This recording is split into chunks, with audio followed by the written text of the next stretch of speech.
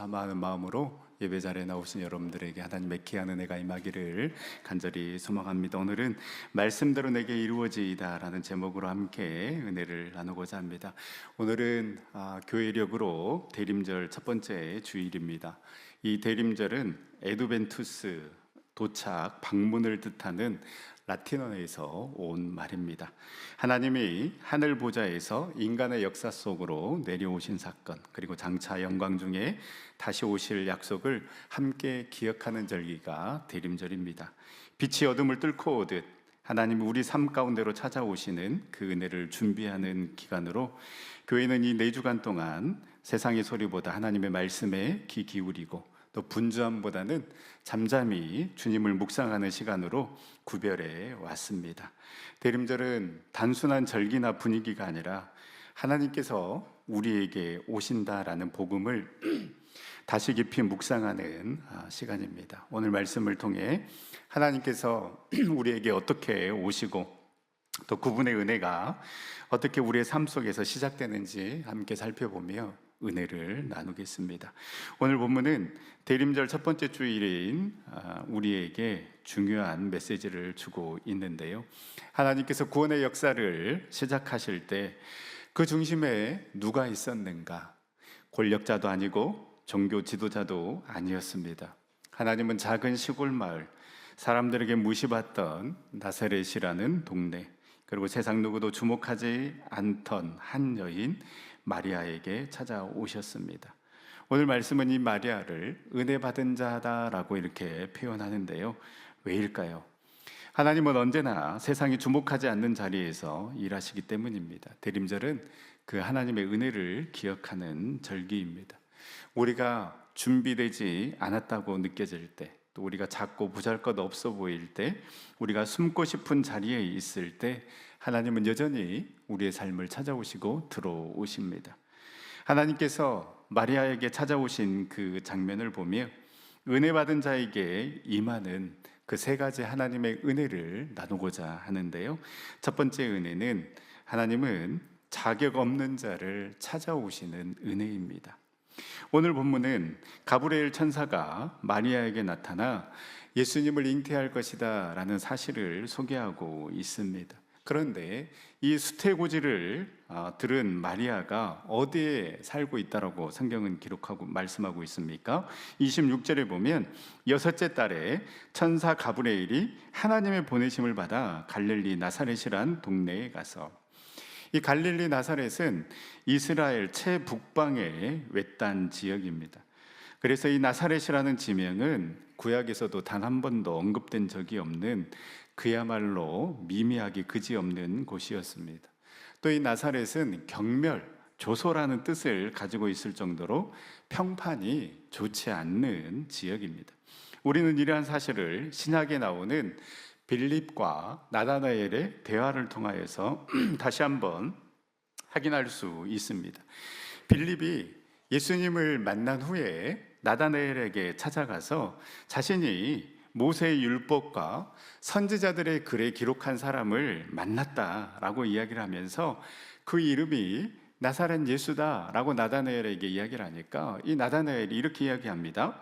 나사렛에서 무슨 선한 일이 날 수 있겠느냐라고 이야기합니다.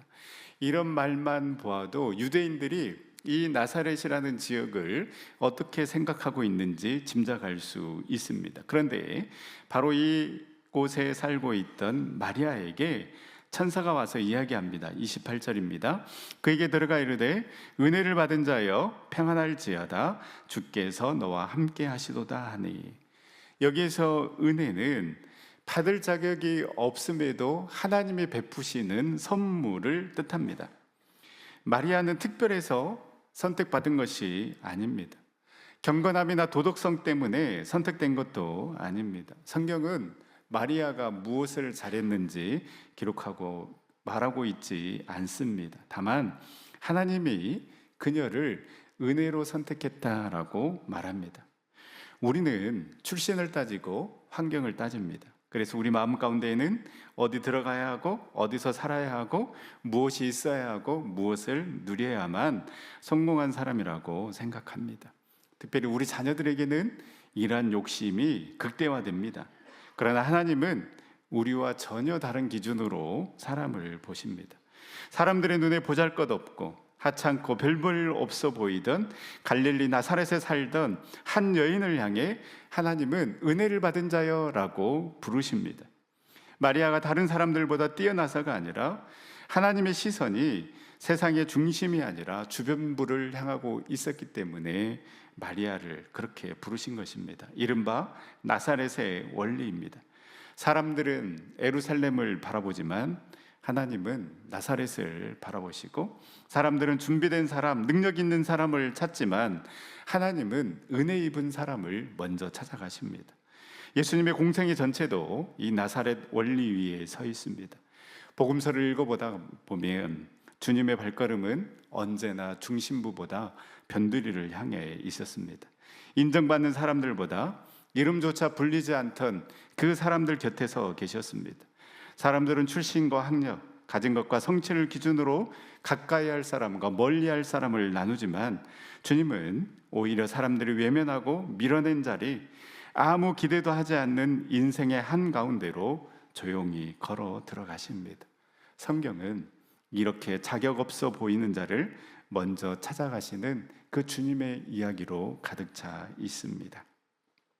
여러분, 오늘도 우리 주님은 이스라엘이 무시했던 그 사마리아 우물가에 있었던 여인을 찾아가셨던 것처럼, 사람들이 죄인이라 손가락질하던 세리 삭개오를 찾아가셨던 것처럼, 돌에 맞아 죽음 앞에 서 있었던 그 가늠한 여인 곁에 서 주셨던 것처럼, 12해 동안 버림받았던 혈류증 여인을 딸이라고 불러주셨던 것처럼, 밤새도록 수고했지만 빈 그물만 남았던 제자들에게 오셔서 깊은 데로 나아가라 말씀하시며 그 만선의 은혜로 회복시키셨던 것처럼, 오늘도 우리 주님은 자격 없는 저와 여러분들에게 먼저 찾아오십니다.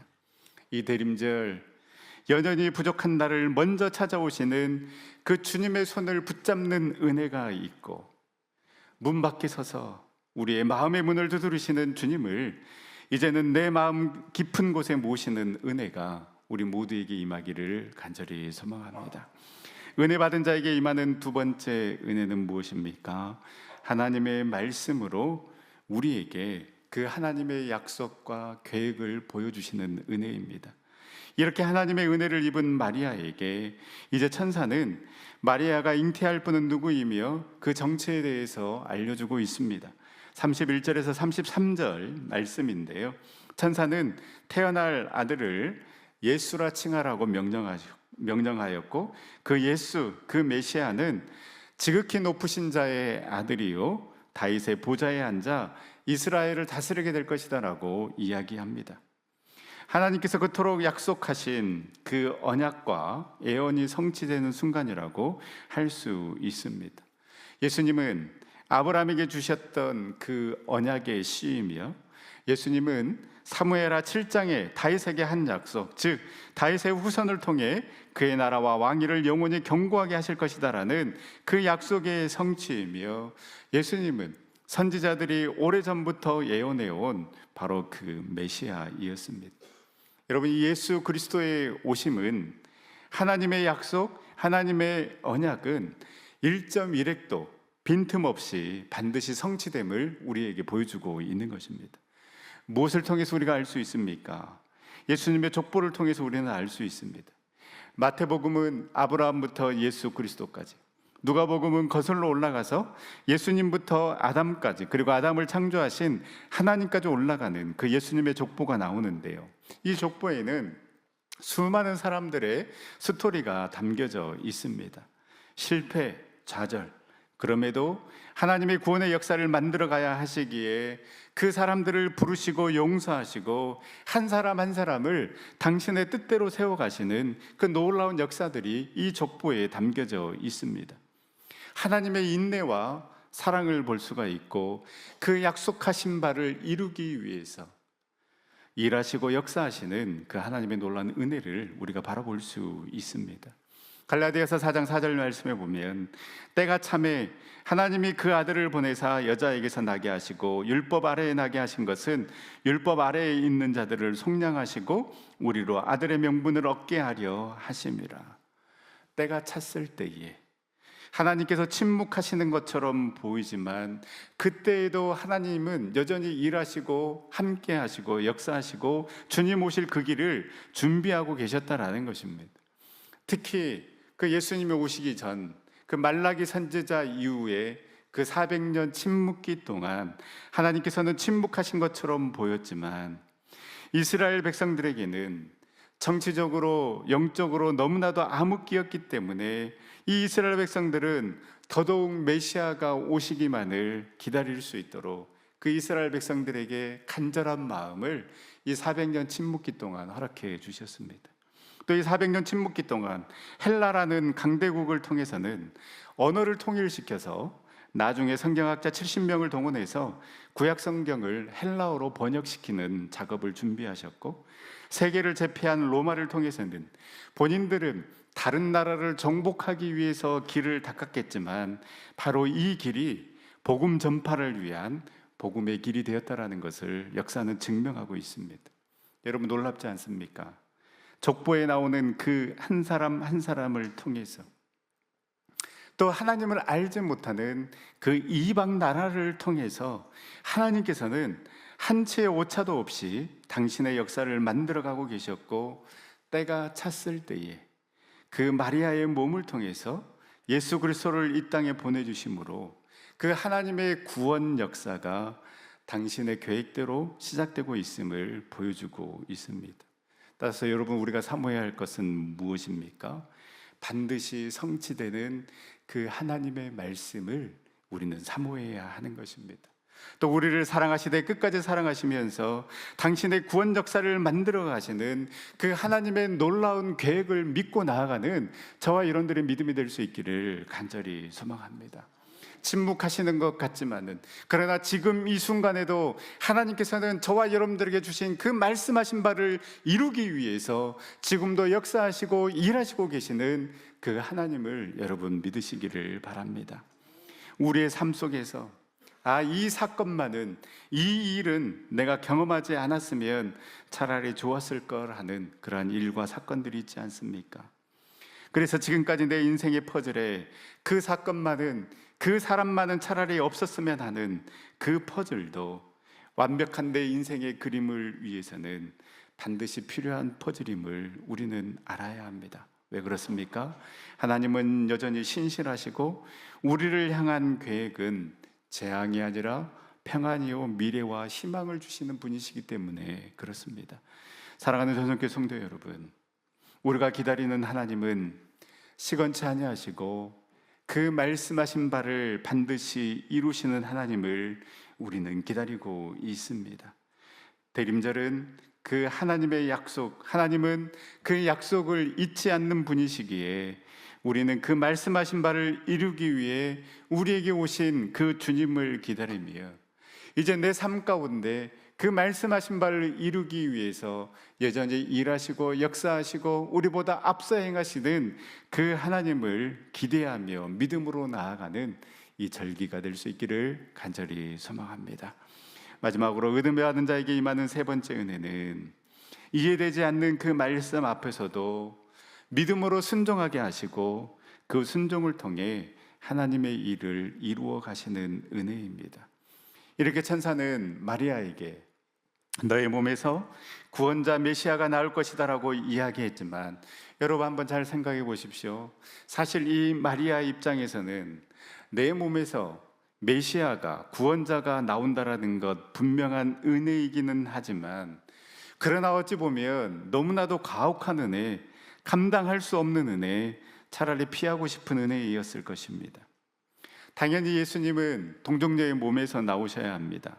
이사야 7장 14절에 보라, 처녀가 잉태하여 아들을 낳을 것이요 그의 이름은 임마누엘이라 하리라, 이렇게 예언된 것과 같이 예수님은 처녀를 통하여 이 세상에 오셔야 했습니다.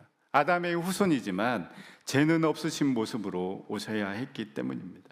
그런데 마리아 입장에서는 이 놀라운 기적이 피하고 싶은 기적이요, 피하고 싶은 시간이었을 것입니다. 왜냐하면 34절 말씀처럼 그는 남자를 알지 못하는 처녀였기 때문입니다.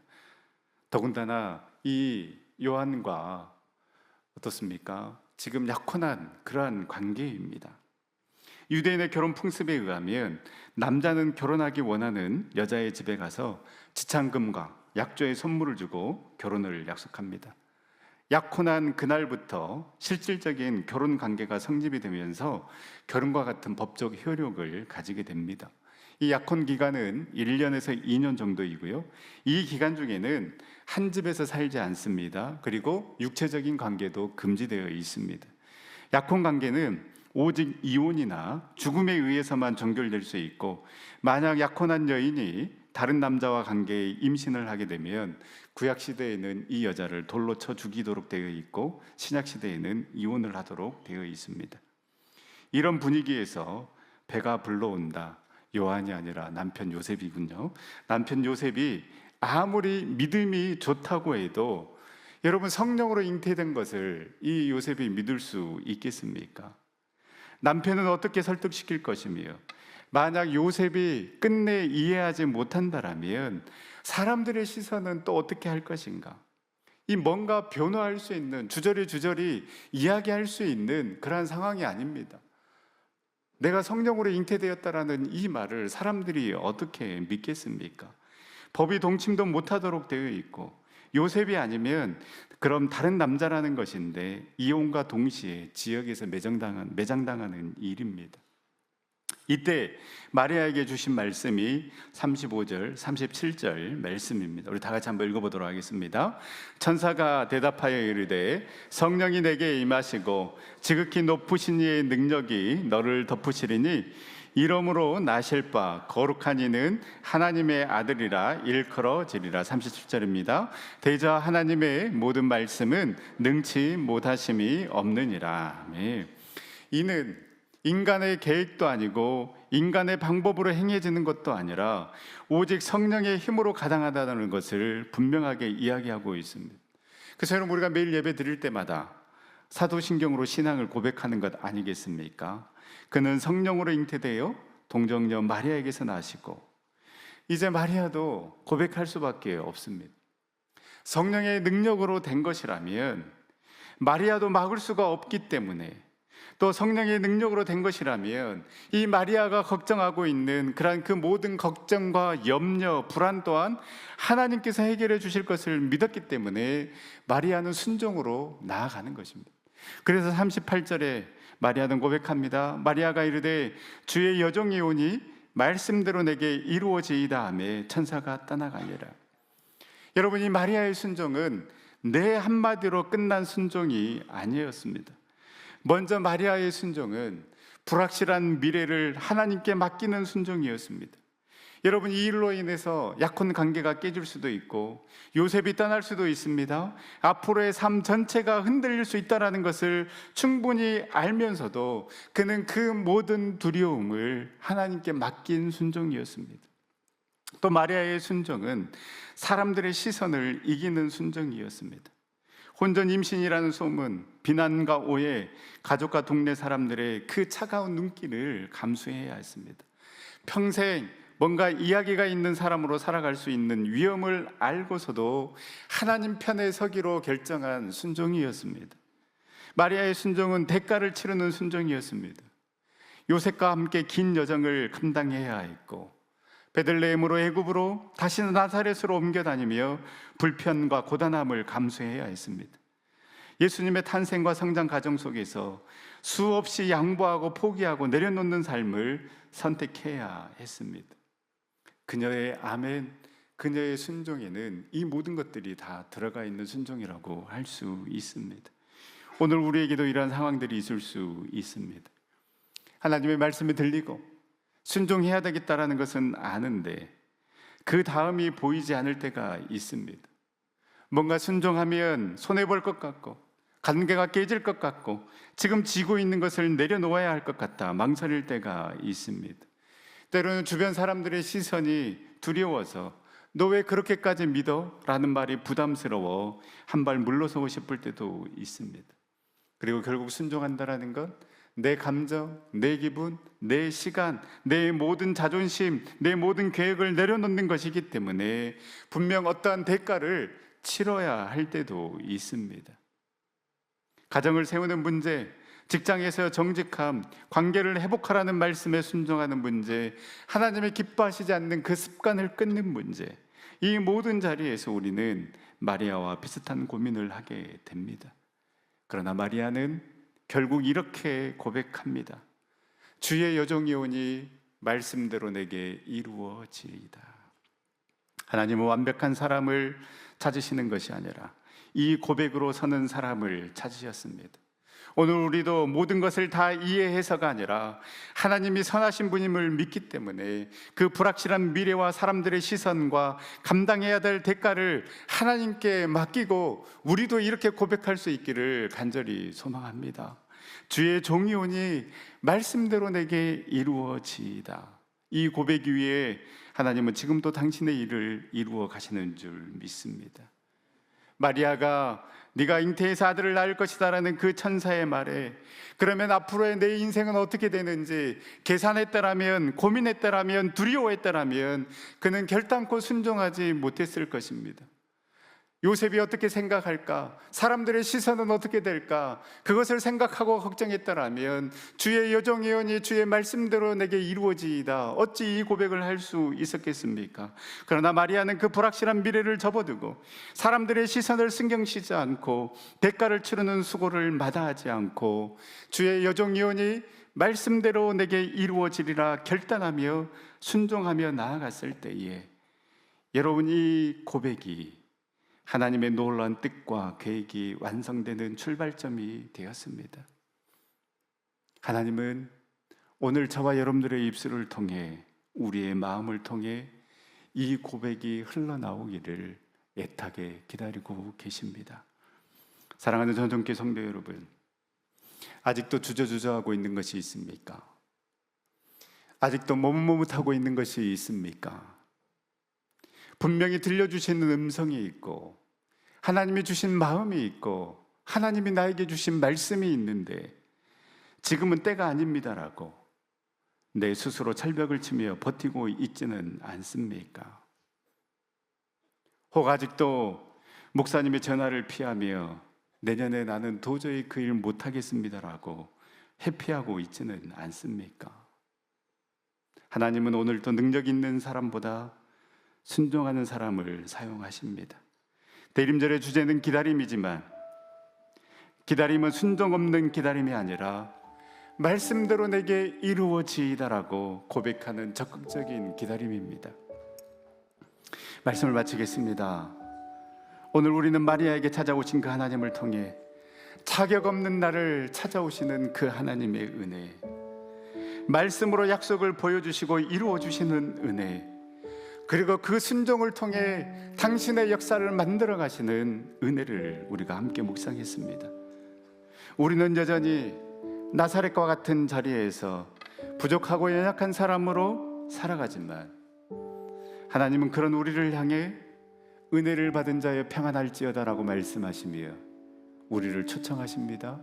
우리에게 걸어 들어오십니다.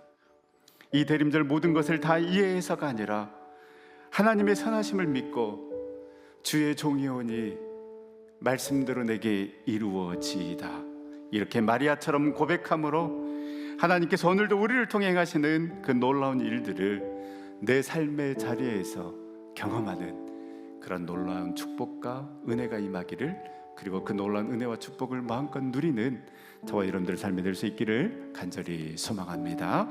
우리 시간 함께 찬양하며 기도의 자리로 나아갈 때에 주님의 은혜로, 주님의 성령의 능력으로 우리를 덮어주셔서 우리가 주님 말씀에 순종하게 하여 주시고 주님이 원하시는 자리에 있게 하여 주시고 주님의 뜻을 이루는 삶 살아가게 하여 주시옵소서. 우리 함께 결단하며 고백하며 나아가도록 하겠습니다.